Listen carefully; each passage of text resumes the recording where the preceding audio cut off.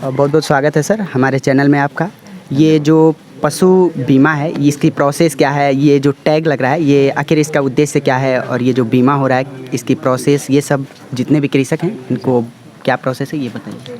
जी, मैं बताना चाहूँगा कि जो आपने अभी पूछा कि टैग लग रहा है और बीमा, तो ये दो स्कीम हैं। एक तो ये टैग लगने का जो मकसद है वो सरकार की ये मंशा है कि हर जानवर का एक डाटाबेस तैयार हो जाए, उसको हम ऑनलाइन पोर्टल पर फीडिंग करा लें। तो टैग लगा करके, वो टैग जो लगाया जाता है वो उसका आइडेंटिफिकेशन मार्क है उस जानवर के बारे में।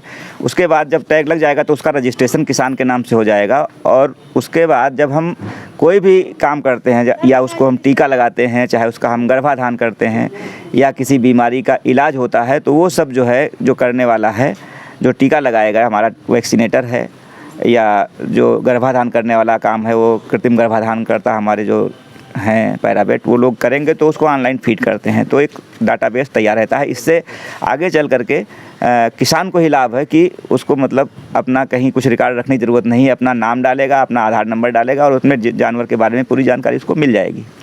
पहली चीज़। उसके साथ ये जो बीमा वाली है वो अलग से कराना पड़ेगा कि उसी के साथ हो रहा है? हाँ, अब ये पशुधन बीमा की बात आती है तो ये राष्ट्रीय पशुधन बीमा योजना के नाम से जो योजना चल रही है, इसमें जो है किसान को अगर बीमा कराना है तो उसके लिए उसको कुछ प्रीमियम देना होता है। वो प्रीमियम जो है जानवर की कीमत के आधार पर तय होती है। ये मान लीजिए मोटा मोटा कि अगर 40,000 की गाय है तो लगभग 300 के आसपास उसका बैठता है।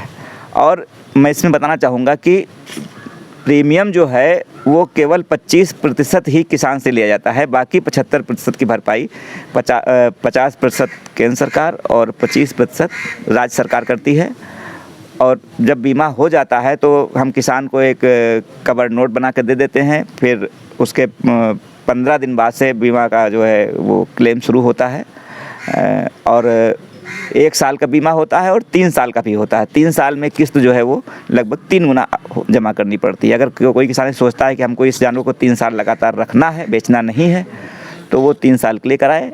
अन्यथा की स्थिति में जानवर के मामले में लोग 1 साल का ही कराना प्रेफर करते हैं, क्योंकि अमूमन जानवर जो है आदमी साल भर में या 2 साल में बेच देता है, और अगर दोबारा रखता है साल भर बाद तो रिन्यूअल भी होता है। रिन्यूअल में फिर आपको उतनी ही प्रीमियम देनी होती है।